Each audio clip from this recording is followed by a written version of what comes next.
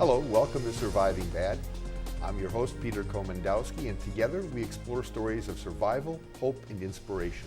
Today we're going to look into a new initiative for dealing with drug-related crimes. It's called LEAD, which stands for Law Enforcement Assisted Diversion. It's designed to help get people into treatment and keep them out of jail. Our guests are Zach Dearson from the Iowa City Police Department and Ron Berg from Prelude Behavioral Services. Gentlemen, welcome to the show. Thanks, Peter. Ron? I've been in law enforcement for 21 years, and obviously drug addiction and issues surrounding substance abuse have been at the forefront of things that we deal with. I think it's to a large degree the cause of some of the crimes that are committed. And one of the reasons I'm here today is I think that we're making some changes in the law enforcement profession as a whole, and creating some partnerships that is going to help us make our communities better in that respect. Yeah, we've gone a long way from you just arrest people and put them in jail. Yes. Okay. Well, thank you. Thank you very much, Zach. Ron, you've also been in this case too, where we know that one of the largest repositories of people with mental health issues, of which substance abuse is a big part, end up in jails. And this is an attempt to keep them out of there. Tell us a little bit about what you do. Yeah.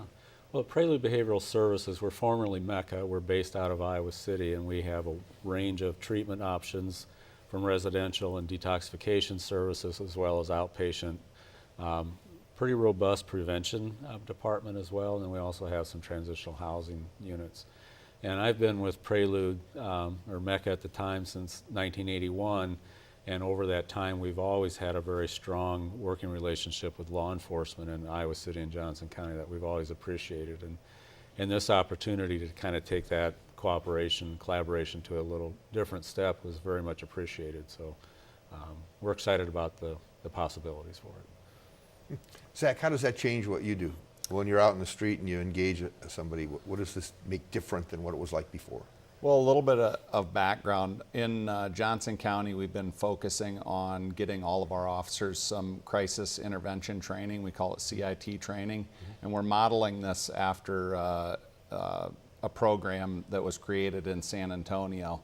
And basically it was designed to help police interact with people that are having mental illness crisis and drug crisis in a way that decreased use of force and also partnered more with treatment facilities. In Iowa City, we're working to get a crisis center put together where we can also use that as a resource when we identify these folks.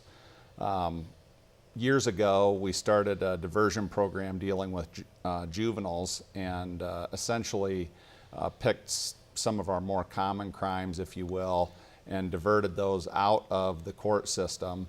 And basically, as our drug problem has increased, we looked at things that have worked in other areas and decided specifically with heroin that maybe we should work to divert some of the folks that are being charged with misdemeanor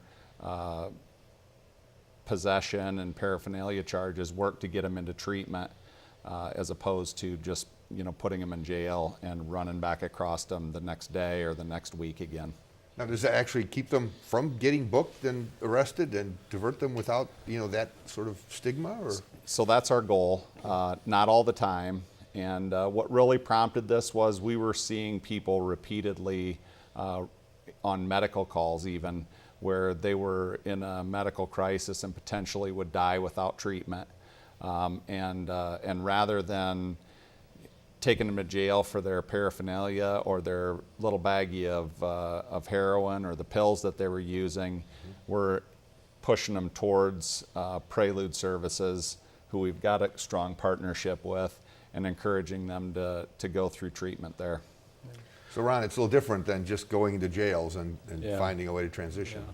So we were very excited when the Drug Task Force approached us and said, we're concerned for the people that we're interacting with, and we want to do something better. We want to do something better for them and the health and the community. So they came to us and said, this is what we would like to do. We'd like to divert them, refer them into treatment. And we had several meetings where we identified some of the barriers in that scenario and identified the solutions so we could get releases in place, some documentation in place so we could talk with one another. It was just a very wonderful, I guess I'd say a wonderful partnership to have the law enforcement come to us looking for some solutions. We're able to work together and identify that. You know, we're both dealing with the same issue. We have different tools in our toolbox, and we just need to recognize that we're all trying to move towards the same goal and find ways that we can strengthen one another. Well, thank you very much for sharing, guys. And we come back to the break. We're going to return to talk about the challenges police officers deal with when they come into contact with a drug-impaired person. You don't want to miss this.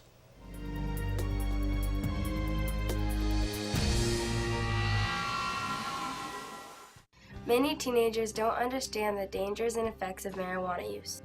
Now it's time for Just the Facts, ma'am.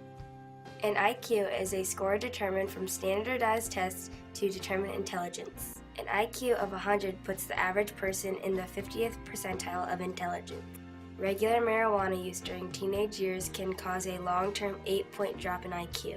A loss of 8 IQ points drops them to the 29th percentile. For more information, go to drugfreeiowa.org.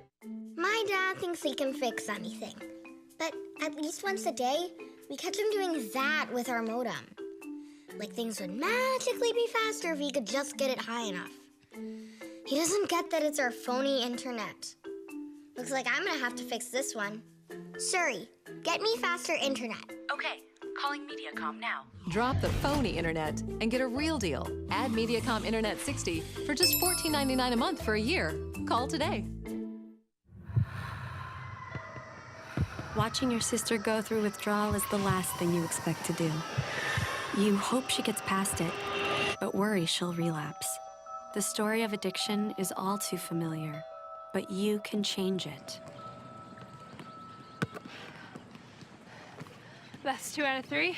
If you or someone you know is in recovery from addiction, share your story with the partnership at drugfree.org, because your story can change someone else's.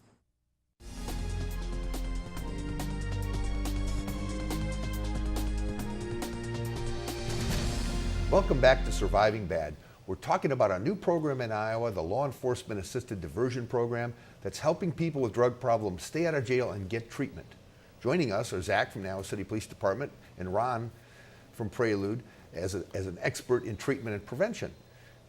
One thing we want to look at now is a little bit about what happens at the point of arrest. You know, in the past, anytime those lights come on for a citizen, whether it's a little speeding ticket or, you know, I guess for a criminal, there's a lot of emotion, a lot of adrenaline. What are some of the encounters you sort of have related to this, and how is it different? I would say, especially as we deal with people that are drug impaired, there's a heightened sense of emotion, probably a little bit of lower sense of cognitive reasoning, and people make decisions that they aren't necessarily or wouldn't necessarily make if they weren't impaired. So that does put some stressors on our officers. And it's a recipe for, you know, bad things to happen, I guess. So we're focusing our efforts to try to have less negative interactions, which is part of what the CIT training is. We're trying to teach our officers how to engage with people that are having mental crises as well as drug crises.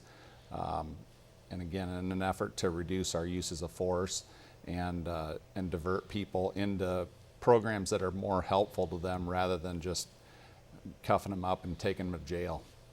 Now, at the point of arrest, for a citizen that doesn't experience being impaired, what's it like? I mean, when you get pulling somebody over and they're impaired, I mean, is it more risky for you? I mean, is it more adrenaline for you too, because you never know what's going to happen? Or?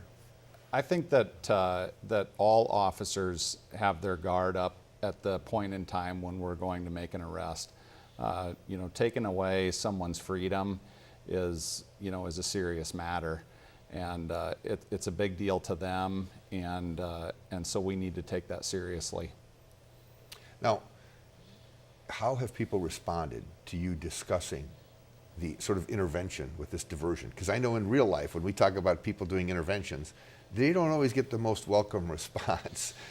what happens to you guys out there? One of the things I would say, people need to want help before help is really going to be effective for them.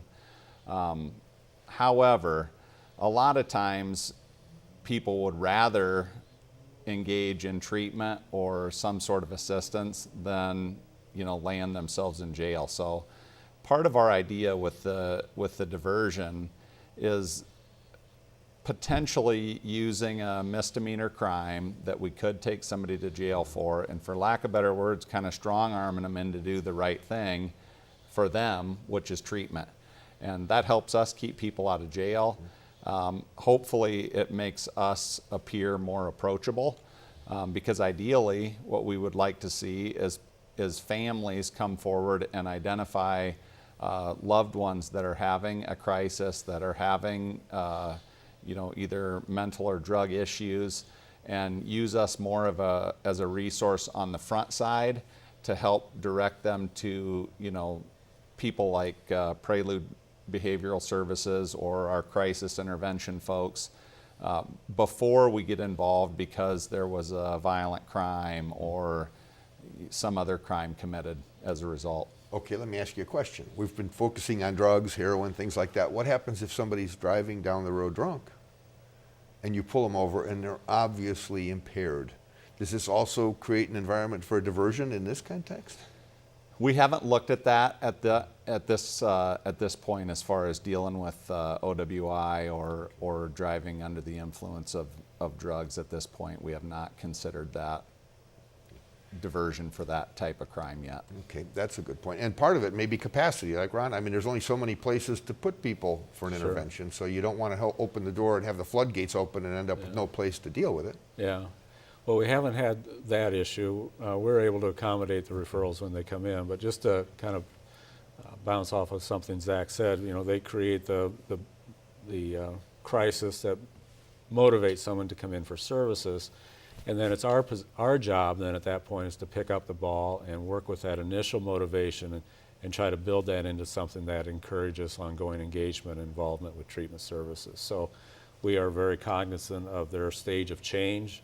Are they pre-contemplative? Are they ready to make some changes? We're also very attuned to using motivational enhancement services with our patients to start where they are at, help them identify what they want to change, what their goals are, and then move them along in that stages of change progression. So I presume it's a stressful situation still. They come in contact with them. Are people there thinking, oh my God, I dodged a bullet, I'm not going to jail? And then you have to sort of help make them cognizant of an intervention too? Yeah, I think more what would happen is when somebody comes in, they might feel that we have a preconceived notion of what they should do.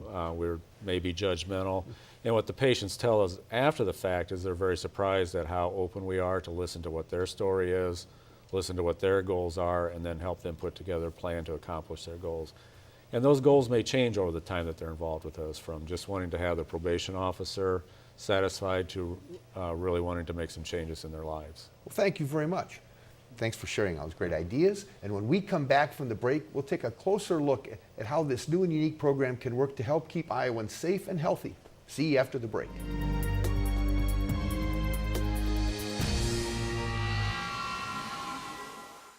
You wouldn't walk through the halls of your school naked.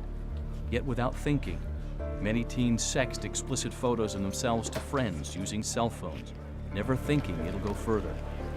But once you hit send, you're exposed. You're out there in cyberspace for everyone to see. Sexting, it's dumb, it's dangerous, and it's against the law.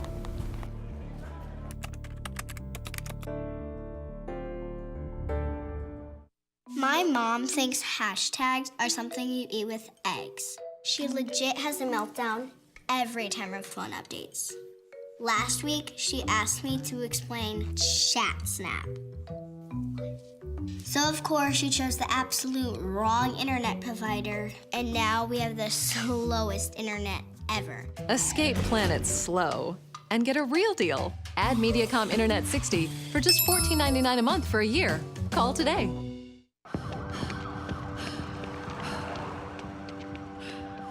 After Kylie used coke, she stopped caring about school, friends, or who she had to steal from to get more of it. The story of addiction is all too familiar, but you can change it. Sleeping in, Dad? If you or someone you know is in recovery from addiction, share your story with the partnership at drugfree.org, because your story can change someone else's.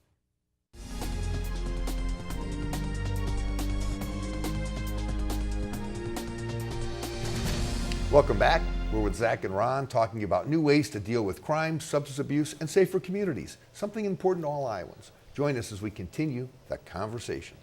All right, I'm impaired, I'm streetwise, lights come on, I put my hands up, I surrender, I want to go to diversion. I mean, what keeps this from becoming a way to cop an early plea and get out of trouble? So, I want to be clear, first of all, that, diversion isn't your get out of jail free, essentially.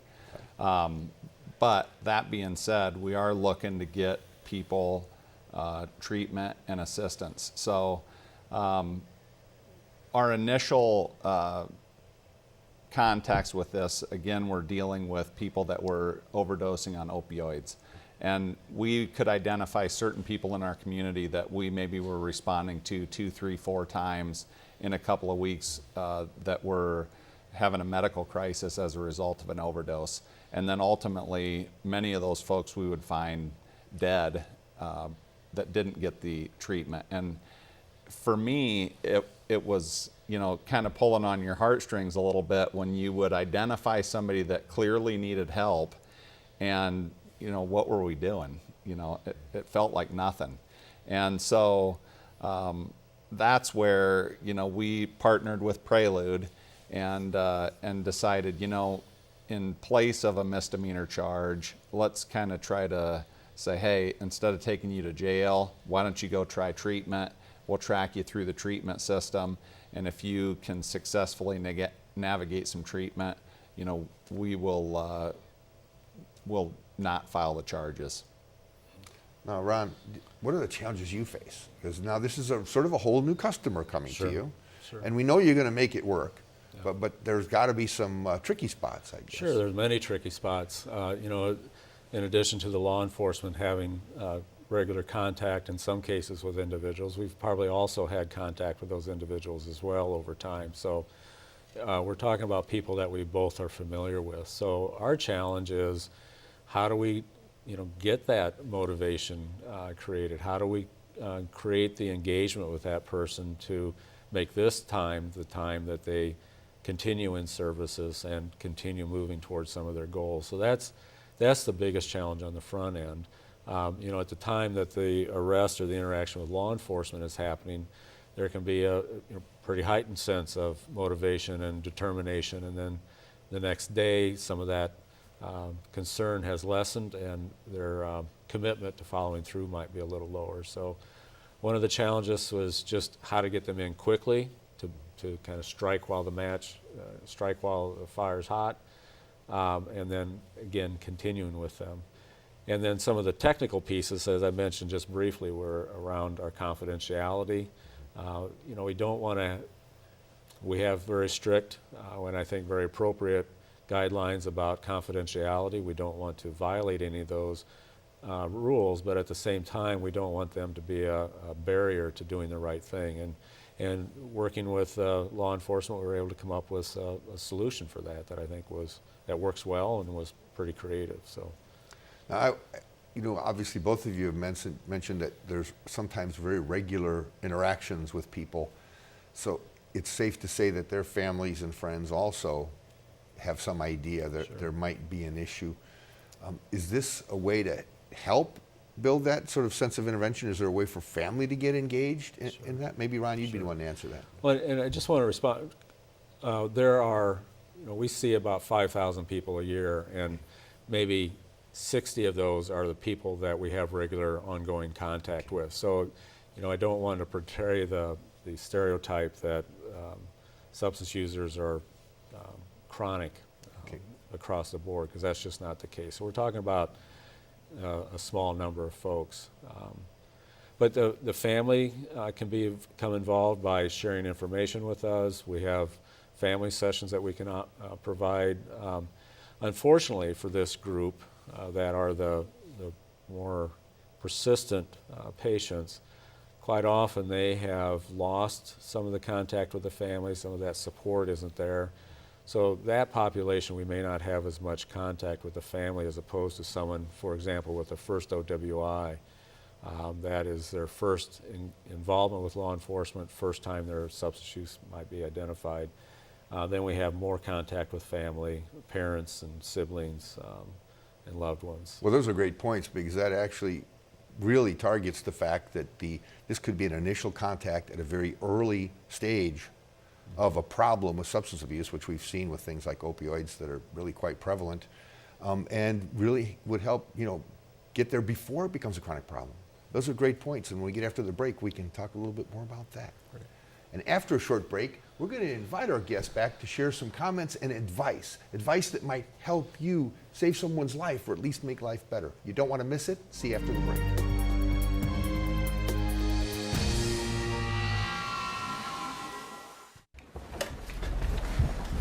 Right through there. You have to help her! Help her! Hey, Sam, can you hear me? Looks like an overdose. Do you know what she was taking? She doesn't do drugs. Her friends don't do drugs. No, we're just trying to save your daughter's life. Any idea? Going to the movies, hon. See you later. Bye,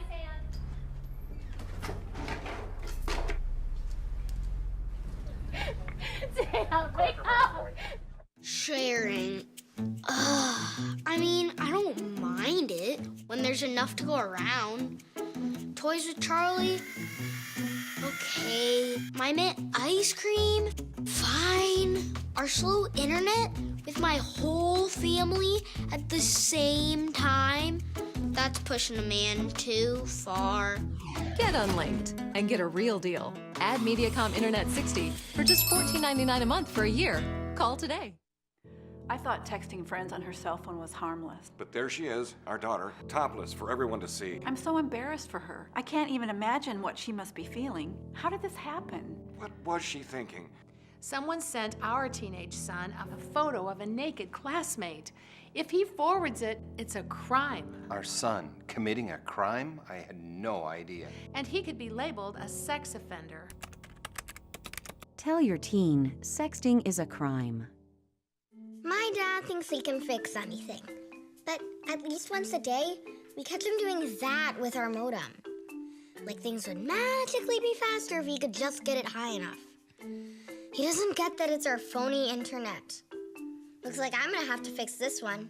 Siri, get me faster internet. Okay, calling Mediacom now. Drop the phony internet and get a real deal. Add Mediacom Internet 60 for just $14.99 a month for a year. Call today.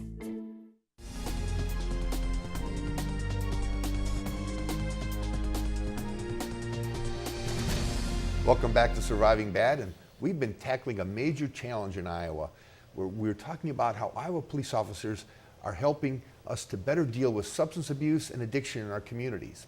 We probably can't fix the problem in 30 minutes, but our guests have promised us some advice that might help us learn from the lessons they're getting out in the field. Let's see what they have to say. This is a chance to share your personal advice to people from your experience, whether it's about them encountering you in the field or what you want to share with their families. Zach, what do you have to say?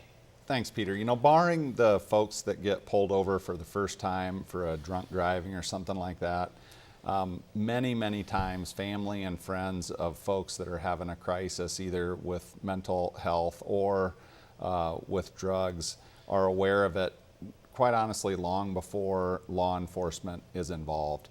And so one of the pieces that, or messages I would like to make sure that I put out there is use us as a resource prior to us being involved because there's been a crime committed or some other sort of tragedy. And you know, we're working to have more resources at our disposal, but we can be an advocate for those folks, and we can point them in the direction of folks that can help them, you know, get things straightened out in their lives ahead of the point where they're under arrest, or we're looking at diversion, or we're responding to them because there's been a drug overdose or some other sort of a major life-changing crime or event. Excellent. Yeah. I think what I would recommend, especially for families, is just educate yourself. I would guess that the opinions or stereotypes or understandings that many families have about addiction and substance use disorders aren't very accurate. And I think to educate and understand that illness and understand that disease will help them interact with their loved one. Some of the places to get some of that information, the state of Iowa has a website called Your Life Iowa. Mm-hmm. Lots of helpful information. There's a link in there to find where treatment providers are located and so on. Prelude has a website. Agencies across the state all have websites. Also, I just want to mention too, here in eastern Iowa, Iowa City and Cedar Rapids, there's a group called CRUSH that is a support group for families who have lost someone to an opiate overdose. So that would be a resource for families to become familiar with some of their support. And of course, Al-Anon is a wonderful resource for family members of people who are involved with alcohol or other drugs. Yeah, we've had CRUSH and different treatment facilities on the show, and they're very, very valuable. Yeah. You know, Zach, is it safe to say that well, let me know, how are officers responding to this? Do they feel better and they feel excited about this program? You know, it sounds cliche, but we all got into this business to help people out. So ultimately, you know, we can see that arrest isn't always the perfect solution every time. So yes, I mean, the crisis intervention training that we're going through, it helps us address the community members that we serve in a helpful manner. And, you know, that's what we're all about. So, yeah, I think everybody's excited about it. And as it develops, you know, we're looking forward to being a model across the state and, you know, potentially in the country. Ron, how about you? Has your staff also feeling pretty cool about getting this new partnership going? Yeah, they were very excited when the officers first approached us about putting together this project, and there was a lot of excitement just working through some of the barriers and being able to have a different level of engagement with the patient. So yeah, we're very excited about it. And I think, you know, in Johnson County, we're all anxious to get we're referring to it now as Behavioral Health Urgent Care Center, up and running, that I think will be a great resource for the community and law enforcement as well. That is fantastic. Thank you very much, and I wish you all great luck in moving this forward in Iowa City and around the state. And thank you for joining us today. Keep your eye on Mediacom MC22 for our next episode, where we explore Iowa stories of survival, hope, and inspiration. Only on Surviving Bad on Mediacom MC22, your local programming leader. If you or someone you care about are looking for help with treatment or recovery, there is help out there. Please visit these sites.